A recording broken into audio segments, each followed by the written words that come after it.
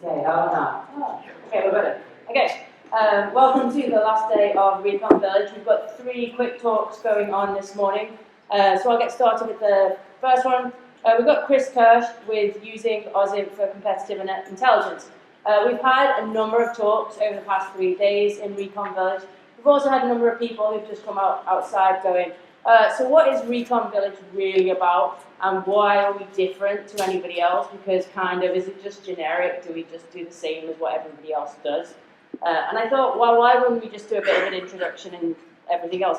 Recon basically forms the basis of what a lot of the other villages do.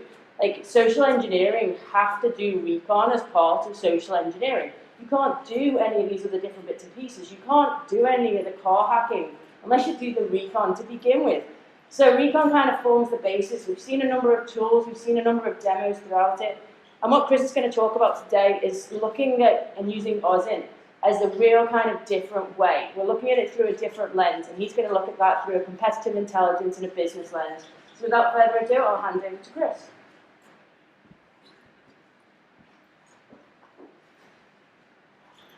All right, thank you. Can you guys hear me okay here? Oh. And first malfunction, perfect. Lost the little thing there. Okay, can you guys still hear me? Yeah, great. I'm super proud of you for getting up this morning and being here on the first talk on Sunday. So thank you so much for that. So what I'm going to talk about today is the business lens on looking at companies for OSINT. So a lot of the talks I see here are either tracking down people, right? So trace labs, or like hunting ISIS, or human trafficking cases, those kind of things. Or when they look at companies, they are looking at companies from the perspective of either hacking into the networks or social engineering people in the company. And I have been using OSINT for a completely different purpose, so for competitive intelligence, and I thought that was worth talking about. Now, not all of you are probably going to be in a job where you need to do competitive intelligence. If you're in strategy, marketing, or sales roles, you might do a little bit of that. Typically, it's product management, product marketing. But I've also used the same exact sources and skills for other things. So, for example, I vet my future employers before I sign an offer letter because I don't want to join a company that's not going anywhere, right? I want to get an inside view of that company. Then I also screen my vendors before I bring them on board. I might not go as deep as on an employer, well, depending on the vendor contract and the size and so on, but I also think that's super helpful. And then also conducting due diligence before investing in a company, no matter what size the company is. And if you're joining a startup, for example, you're getting stock options, that's also investing your time and your resources into that company. So I think that's worthwhile. So who am I? My name's Kirsch. I've been in product marketing for 22 years, all of it in InfoSec. And I've spent a ton of hours on competitive intelligence over that lifetime. And one other area where I used OSINT a ton, and you alluded to that in the intro, was for social engineering. So I participated in the Social Engineering CTF a couple of years and won the black badge 2 years ago. And in that contest, there's 2 parts. It's a big OSINT phase where you're writing a report and then you're going up on stage. Most people only see the going up on stage part, but I can tell you, if you haven't done your OSINT and your report well, you're not going to win. My life goal is I try to acquire all of the skills that you're commonly seeing in spy, heist, and con artistry movies. So that's kind of what drives me. And one quick disclaimer for this talk is I'm not a legal professional, and some of these things that I'm showing you are completely legit, right? Or actually, I hope all of them are completely legit. Sorry, I should rephrase that. Where's my lawyer? But things might be different in different legislations. There might be nuances and so on. So for some of those things, and I'll point out the tricky ones where you might want to check in with your legal counsel. So what is competitive intelligence? So I see competitive intelligence from my end as anything that you get from your competition that informs your marketing and sales strategy and your overall company strategy. And I see 2 primary sources for that. It's OSINT, then human, which is human intelligence, so talking to people, at trade shows, people you know, people who've joined from the competitor, those kind of things. And both of those go into the analysis, so then you curate that information, and once you've curated it, sometimes in the form of battle cards, then you disseminate that to your organization, right? To sales, to marketing, to strategy. In this talk, we're only going to focus on the OSINT part, because otherwise we'd go way too broad. So what I'm going to walk you through are it's the kind of process I go through when I analyze a company. And I'm not going to talk about any of my real competitors. I just picked random companies and picked kind of like examples that I thought were a little bit interesting. And yeah, so let's jump into that. So the first source that you're probably all using for other stuff is LinkedIn. First thing I look at when I want to get a feel for a company and understand a company is LinkedIn. And I start out with the size. And there are two sizing numbers that you typically find on LinkedIn. One is on the company page where it says company size. And this one is for a company called TRADEMARKS. And they have 500 to 1,000 employees, right, according to this here. But that is a segment that's kind of self-reported. Like whenever somebody set up that LinkedIn company page, that's what they put in. But the real number is more closer to like what you see in the top right corner. So that's like 130 employees. And they've been going through some rough times, right? So that gives you a little bit of a gauge. And I'll give you an example. One time I was competing against a company and they issued this huge press release of having acquired this company and talked up a big gain. And I did this search and I figured out that the company they acquired was like a guy and his intern. And so once I gave that information to the sales team, you know, it wasn't all that bad anymore, and they knew how to position that in deals. So just this number can actually be super helpful in some situations. Then now we're getting into some things that are premium LinkedIn features. So premium LinkedIn is kind of like, I think it's called the business account or whatever. That gives you a few cool nuggets that I wanted to touch on here. But I have gotten the same kind of data just with a normal account by just tracking it in a spreadsheet over time. So LinkedIn gives you headcount trending. And the headcount trending tells you even more than the headcount itself because it shows you a direction, right? So here we're also seeing the same company, Theranos, and how their employee base has gone down and down over time. We see here that sometime in like June 2018, there must have been like a rough event, right? So they had some news that where they had to lay off people or people quit. When you have a layoff, headcount is a lagging indicator, because especially if people don't find a job straight away, because if they don't have a new job lined up, then they typically don't update their LinkedIn profile. And this is all self-reported on people's LinkedIn profiles. Then this is another premium view on LinkedIn. It tells you what the makeup is of the company. What percentage of the company is engineering versus sales, for example, right? That's super interesting. And then also, what is the relative growth of the departments? So here we're seeing, this is a small company called BlogRocket, and they've been, like, the thing that they're increasing the most is sales and communications, right? So that shows me that, okay, they seem to be just coming out of stealth. They seem to have a product that they think they can sell in the market, so now they're ramping up sales. Right? So that gives you kind of like an indicator of where they think they are. Then the next thing I look at are the new hires and the hiring kind of cadence. So here on the top bar, what you see is the hiring cadence, how many people they hire, and the little brown thing on top of the bars is the senior management. What's always interesting is kind of looking at who they hired in senior management and how that might affect their strategy. So this guy here is a new CTO for Azure Global. So at Microsoft, this is a Microsoft screenshot here. So if I were competing against Microsoft and against that part particularly, I would dig into this guy and look at his past history, like where does he come from, what was his playbook before in the previous company, because people rarely change their mode of operandum. And also, you know, if I were Microsoft, and I was looking to go in a certain direction, I would hire somebody who's fit for the job. So I can read a lot into that just based on the people they hire. And there's also the opposite, like people who left that company. This is again Microsoft, right? we've got one person here, and I blacked out their face and name because I don't know the backstory, so I don't want to imply anything. But here's somebody who was a CISO at that company and left and doesn't have a current position, right? So they might just be taking a sabbatical or founding a company, but there might also be something that happened there. So that might be an indicator that you might want to dig into a little bit more.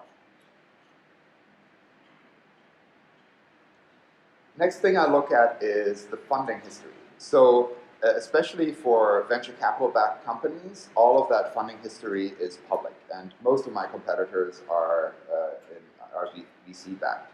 So there's a site called CRUNCHBASE, which is, I think, a database from TechCrunch, and they track all of the investment rounds that companies got. So here we're seeing a company called Cloud Zero, and they got $5 million in funding in October 2017. So if you combine that with the headcount of a company, now you can have a look at, let's say the headcount's going up, right? That could mean that they're either super successful or they just got a ton of cash, or both, right? But it gives you kind of like a little bit of a feel. If you know the headcount, then you can, like finger in the air, kind of figure out their burn rate. So that means like how much cash they're burning each month. And you can figure out, okay, if they're not taking in any revenue, they would be able to live on this cash for this amount of time, et cetera, et cetera. So you can triage a little bit to kind of get a sense of how a company is doing. And if headcount is, I had one example of a competitor once where the headcount was flat and they hadn't gotten any investment for like 5, 6, 7 years, and it was a booming market. And so that told me that, number one, they're doing okay, but they're not doing great, right? Number two, if they can't attract investment in a booming market, that probably means that their profit margins and their whole story and their cost structure is pretty bad, because otherwise it would be really easy to get funding. They probably can't invest their profits back into products and improve those, because I didn't see their headcount growing and their engineering department growing, which means they're going to fall behind in the market, right? You can read a lot of stuff into that. Next thing I look at is Glassdoor. So you want to get some of the morale and the internals, kind of like the internal chatter inside the company, get a feel for that. I always think of, like when I analyze a competitor, to me it's a little bit like, profiling a serial killer. You don't just want to look at like, oh, like they killed that person there and there. You want to try and get inside their mind, like their mindset. Some companies are driven more by profits. Some companies are driven more by technology, and like you look at the founders and you try to understand, and their investors and try to understand that. So I think Glassdoor is really good to look at the inside and look at how a company is doing internally. Here, not a commercial company, but I thought the NRA would make a good example here. I found one comment here that says, hey, we need to quit sending duplicate membership renewals. Like, if this was a commercial company and they were doing stuff like that, that would probably be an interesting finding, and you could use that to kind of pitch against them, or you know what the experience is with that vendor, and that now if you have a better experience or you emphasize your experience in that respect, that would give you an edge. Then here also an indicator of like what departments are not working great. So somebody says here, watch out for the general operations branch in particular, right? So that is an indicator that that department isn't working great. So not only for employees, but also like probably operationally isn't working great. So that might inform your strategy on where they're weak at the moment, where they're having trouble. Job ads are super interesting because people are not only like replacing jobs or hiring the same people over and over again, it's also a big indicator of where companies are going. So here, for example, Uber was looking for an actuarial analyst. So actuaries, for those that are not familiar with it, are insurance mathematicians. So this shows me that Uber wants to self-insure their drivers rather than outsourcing insurance, right? So that's interesting if I see that ahead of time, and if they're only hiring, it might still be like maybe 6 months, 12 months out from them actually going to market with that. So that gives me an advantage. Another thing that I thought was super interesting, and I don't have that as a slide in this talk, but a few years ago, Amazon was publishing the list of the top books ordered by company. And this was years back. And Microsoft ordered a lot of LDAP books. And that was kind of like half a year or a year before they came out with Active Directory. So sadly, that source no longer exists, but you can see how OSINT can be super powerful in predicting the market there. The US Patent and Trademark Office, so that's an area that you can also check. I think that there is a possibility that you might find a trademark for a future product launch or a patent for a future product that they might bring to market. I have not found a lot of actionable insight in that data, right? That's just my personal experience. I check it now and then, but it's not a primary source of mine. But if you do check it, there are a few things to consider from a legal perspective. So for trademarks are usually fine, but for a patent, if you research the patents yourself, and then your company gets sued for infringing on the patent later, and they discover that you searched this patent and you were aware of this patent because it shows up in emails and in battle cards and all these things, then you had prior knowledge and your fine is likely higher than if you claim, like, I didn't know this patent existed, right? So what you want to do for patent searches is actually just tell your legal counsel, can you research their patents for me? And that way all of that information is privileged information that's not discoverable in a lawsuit. And that way you have some level of protection. If you don't have enough money to get a lawyer, then it's probably better if you just do patent searches on a separate machine, like your private machine or something, and don't discuss it in like public or in company communication, right? So it's not discoverable. But I'm not a lawyer, so seek legal advice if that's an area that you want to look into. Depending on what industry you're in, you might be interested in the tech stack that your competitor is using. So there are a few different sources.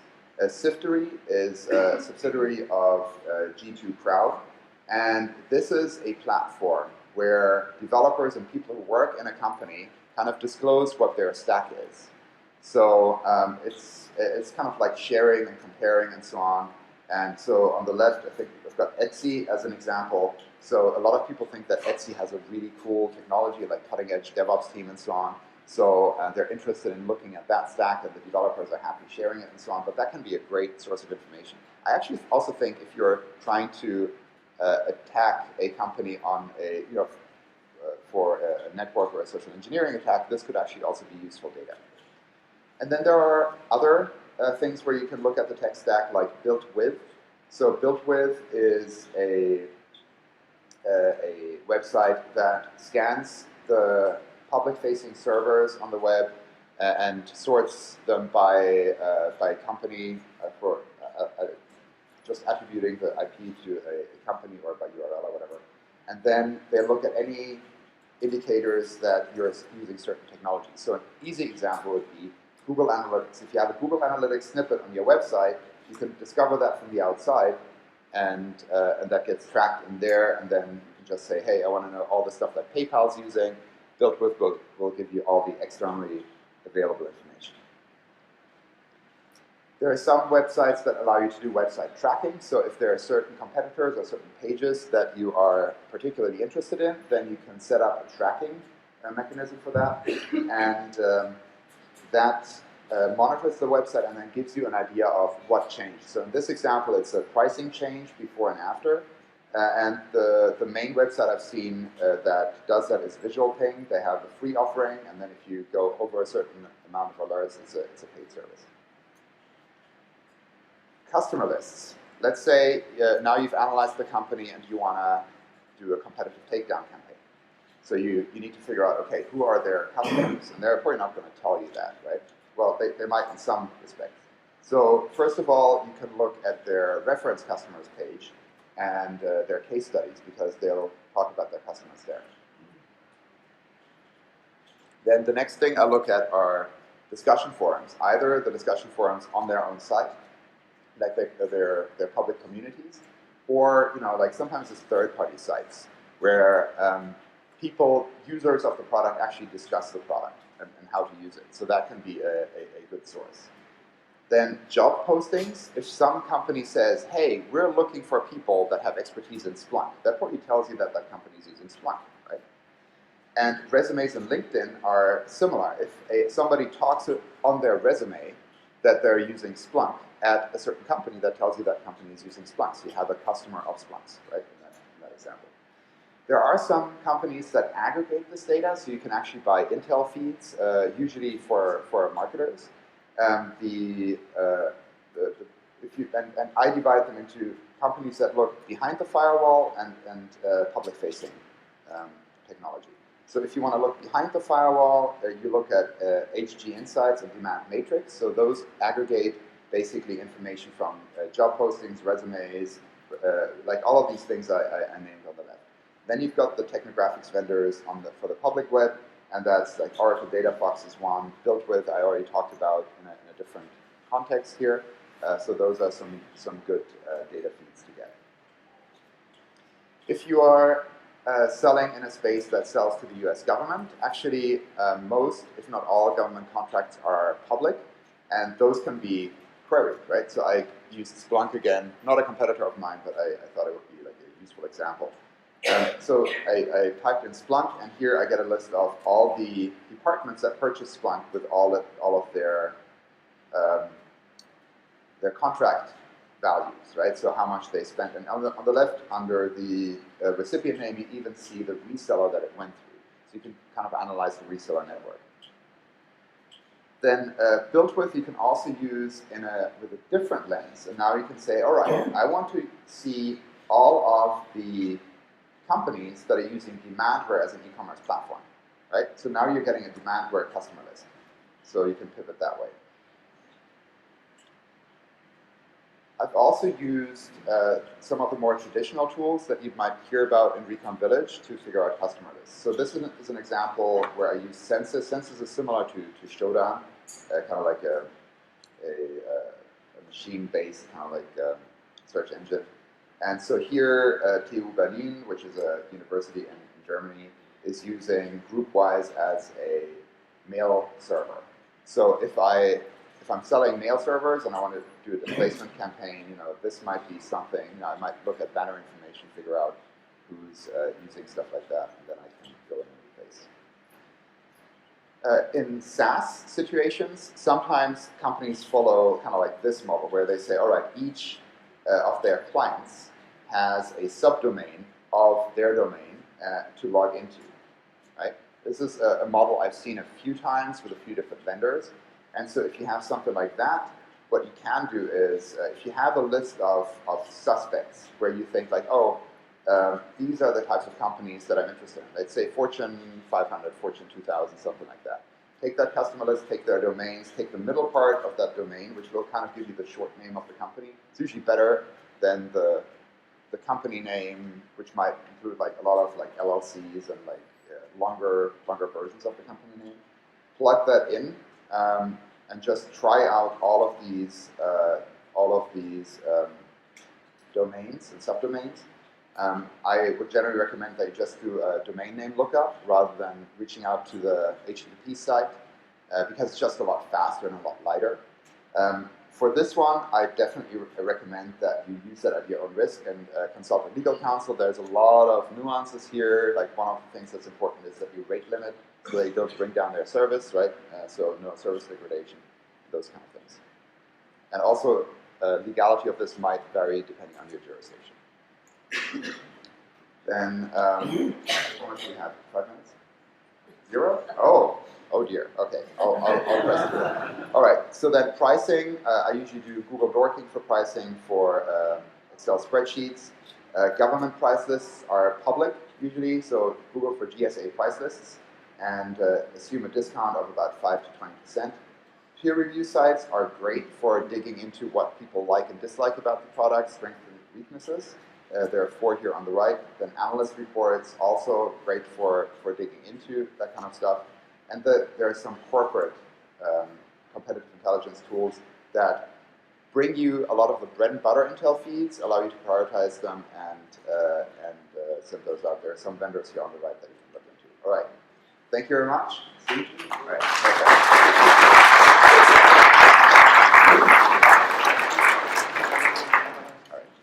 If you've got any questions, grab Chris outside. Yeah. Sorry. Thank you.